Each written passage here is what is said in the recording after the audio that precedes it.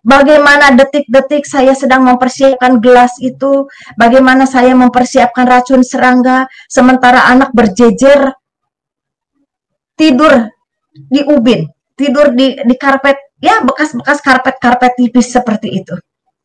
Dengan terguncang, dengan sedih, dengan keadaan sadar dan tidak sadar, saya mau melakukan ini, saudara, dalam kondisi gelap gulita, hanya bau aroma dari obat nyamuk itu, saya sudah mulai mengucurkan itu, saudara. Itulah titik di mana seseorang menyelamatkan saya. Pada saat saya mengeluarkan air dari obat nyamuk itu, dalam kondisi gelap gulita, dalam kondisi saya tidak tidur, seseorang hadir di hadapan saya. Karena pada saat itu saya hanya memejamkan mata dan mengucurkan obat nyamuk itu ke gelas. Bagaimana seseorang memejamkan mata dan mengucurkan obat nyamuk itu ke gelas. Bagaimana seseorang ada di hadapan saya, berbaju putih, berkerudung putih, bersinar, hanya mengatakan, datanglah ke rumahku, maka aku akan menolongmu. Saudara, saat itu saya terhenti dan saya hanya mengatakan, siapa kamu? Dia hanya 2 kali berbicara. Datanglah ke rumahku, maka aku akan menolongmu. Hei, kenapa Tuhannya orang Kristen yang datang? Tuhan saya. Hei, kenapa Tuhannya orang Kristen yang datang? Tuhan saya mana? Allah mana? Yang satunya mana? Yang biasa saya agungkan. Kenapa kamu yang datang? Kenapa Tuhannya orang Kristen yang datang? Hanya cahaya yang bersinar. Dan saya tipikal pimpinan yang keras, bukan mimpi. Mimpi saya tidak percaya. Tapi ini kenyataan. Ini gelas masih ada, ini botol masih ada. Saya mengatakan itu, kenapa saya tidak mau ibadah lagi yang dulu? Itu harus saya ambil keputusan. Nah, pada malam itu saya mengatakan, tolong pelihara saya dan anak-anak. Maka saya akan cari tahu dulu, ajaranmu seperti apa. Saudara, itu saya simpan, saya menangis, saya menjerit pada saat itu tengah malam. Dalam kondisi gelap gulita, ayat kursi saya baca, mungkin ini setan, mungkin saya sedang stres, mungkin saya sedang depresi, namanya orang bangkrut, namanya orang mau bunuh diri. Ayat 5, ayat 7, sapu jagat, semua itu, tengking-tengking, iya. Soalnya saya juga, maaf saudara, saya dari Banten. Yang begitu-gitu pengusir setan, kita biasa nyilmu, dulu juga saya nyilmu, makanya kadang orang sedikit segan karena saya banyak isinya. Dulu seperti itu, karena memang saya kuat untuk hal-hal seperti itu, kuat puasanya, kuat sholat. Orang itu tidak ada, saya buka mata tidak ada, tapi yang ada hanya satu yang dia tinggalkan di hati saya. Saudara tahu apa yang dia tinggalkan? Bukan segudang emas, bukan uang bertumpuk, tidak. Hanya satu harapan. Harapan yang saya juga tidak tahu apa itu. Yang ada, saya akan hidup kembali. Tapi hidup seperti apa, saudara? Uang 15.000, tinggal 6.000, bagaimana saya mau hidup? Tapi saya punya harapan bahwa saya akan bangkit lagi. Tapi bangkit seperti apa, saya juga tidak tahu. Mungkin jadi pengusaha lagi, duit dari mana? Bisnis dengan siapa? Itu tidak mungkin. Tapi saya seperti ada sesuatu harapan, saya punya kehidupan yang berbeda.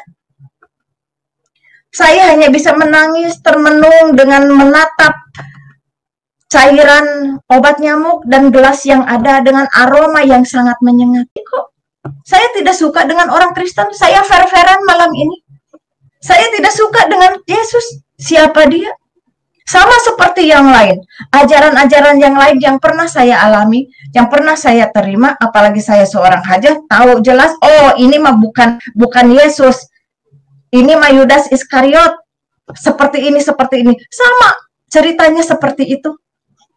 Tapi saya komitmen, saya akan mencari ajaran seperti apa. Sampai malam itu berakhir, subuh berakhir, saya hanya merenung, mata sembab, habis menangis, seperti malam itu seperti sesuatu yang dahsyat, yang luar biasa dan hanya sekejap. Saya tidak pernah mengalami hal itu.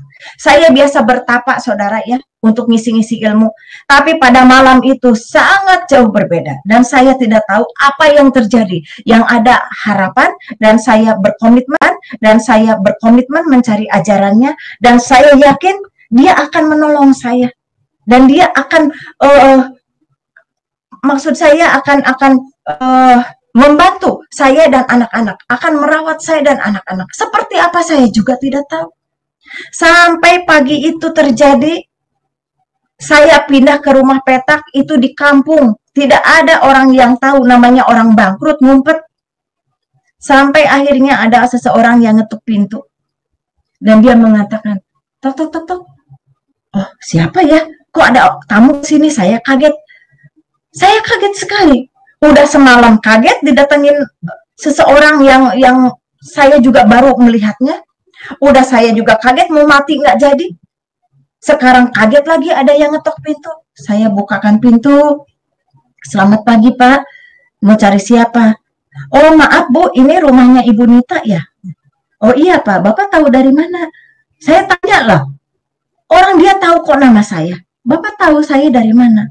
Bapak itu hanya mengatakan dengan tenang, Bu, saya dari tetangga sebelah, RT sebelah katanya. Saya tahu Ibu berserta anak-anak, ibu janda dengan anak yatim ya Bu ya, katanya. Saudara, dulu saya janda-janda kaya, saya sering bersedekah kepada anak-anak yatim. Tapi saat pagi itu ada seseorang bilang, ibu janda ya, katanya ini dapat sedekah, katanya sama anak yatim. Saudara, itu saya seperti tersentak lagi, seperti meledak. Kok saya sampai sehina itu gitu ya, bagaimana hidup saya udah nggak berani lagi bilang ya Allah, udah nggak berani, cuman ya ini bagaimana saya. Tapi bapak-bapak itu bawa sekantong kresek. Ibu katanya ini jatah ibu, untuk ibu dan anak-anak katanya. Kami dari RT sebelah, jadi ibu mohon ini diterima. Oh baik Pak, terima kasih. Yang ada di pikiran saya harus ngasih makan anak-anak, udah selesai. Si bapak itu siapa namanya, saya juga tidak menanyakan. Baik Pak, terima kasih. Saya tutup pintu. Saya hanya merenung. Ini apa lagi? Kejutan apa lagi? Saya udah nggak ada yang bisa dimakan, sisa uang malah dari 15.000 tinggal 6.000. Sekarang ada seseorang yang datang, udah malamnya ada yang kaget juga datang ke saya. Sampai mau mati pun saya nggak jadi. Saya buka itu kresek, saudara. Sembako dari seseorang yang dikasih, plus ada amplop. Saya buka isinya 25.000. Biasalah sembako ya, ada beras, ada yang lain-lain. Dan saya tidak tahu siapa yang mengirim. Tapi saya tegaskan, saudara yang terkasih, Bapak Ibu yang terkasih, dari seluruhnya, saya memilih Kristus bukan karena sembako ini ya, tapi karena ada harapan dan keselamatan yang Tuhan Yesus tawarkan kepada saya, dan saya mengikuti ajarannya dengan begitu luar biasa. Ini hanya menyelamatkan pada saat itu. Tapi saya tidak mencari ini. Tapi seseorang datang menyelamatkan saya pada saat itu. Kembali saya bercerita. Saya punya uang 25.000, punya sisa uang 6.000. Saya orang bisnis. Bagaimana saya bisa melanjutkan hidup? Saya punya sembako yang ya mungkin hanya 1 minggu. Dengan 4 anak yang cukup kecil-kecil.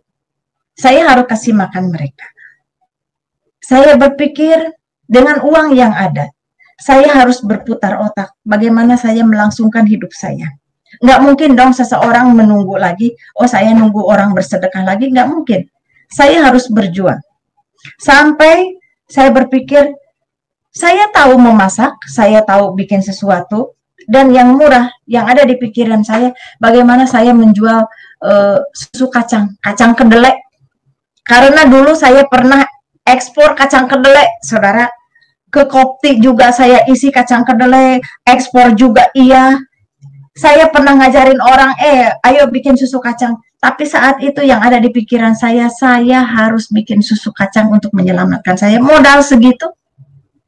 Saya ke tetangga, pinjem blender, saya ke pasar, jalan kaki, pakai sendal jepit. Dulu turun naik mobil, ada bodyguard segala, tas ada yang nenteng, namanya Ibu Haji orang kaya. Sekarang ke pasar jalan kaki, pakai sendal jepit, gembel. Jangan tanya kerudungan. Jangan tanya yang lain. Apa ada saudara saya, rekan-rekan saya yang nanya, kamu udah makan belum? Yang ada, kenapa mau haji jadi begini? Mungkin stres, mungkin depresi. Tapi saya nggak peduli. Saya ke pasar, orang melihat dengan mata sebelah,